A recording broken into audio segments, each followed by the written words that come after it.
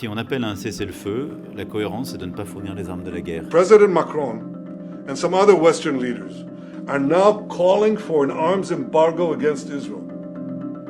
Shame on them.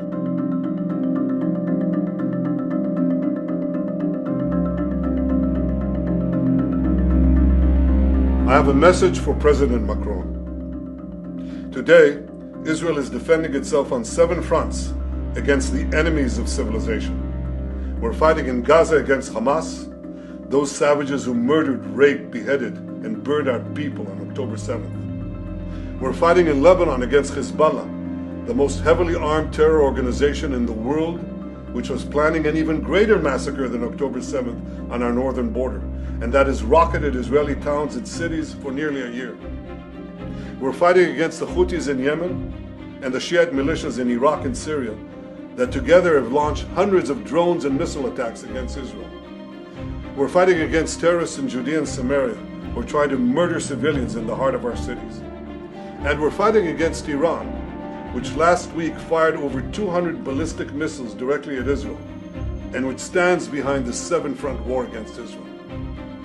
As Israel fights the forces of barbarism led by Iran, all civilized countries should be standing firmly by Israel's side.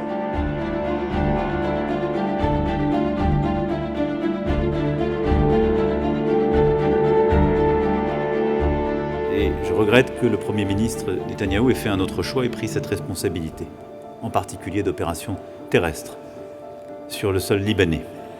Et donc oui, si on appelle à un cessez-le-feu, la cohérence est de ne pas fournir les armes de la guerre. Et je pense que ceux qui la fournissent ne peuvent pas chaque jour appeler à nos côtés au cessez-le-feu et continuer de les approvisionner.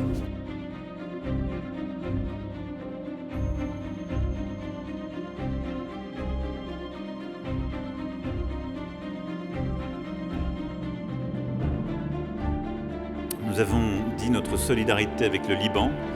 Nous sommes exprimés unanimement en faveur d'un cessez-le-feu immédiat et durable et avons dit notre engagement pour la désescalade des tensions dans la région. Nous voulons la paix et la sécurité pour tous.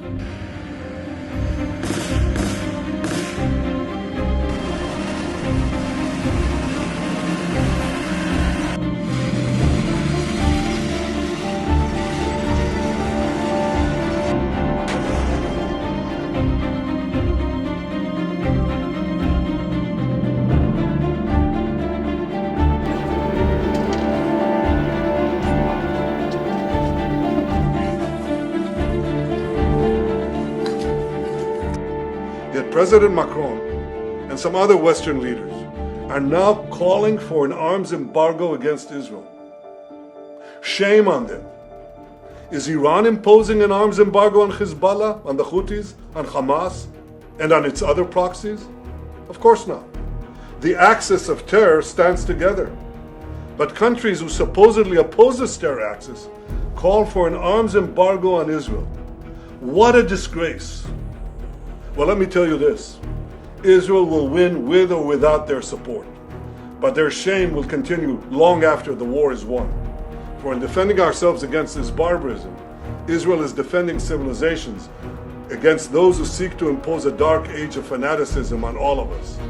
Rest assured, Israel will fight until the battle is won, for our sake and for the sake of the peace and security of the entire world.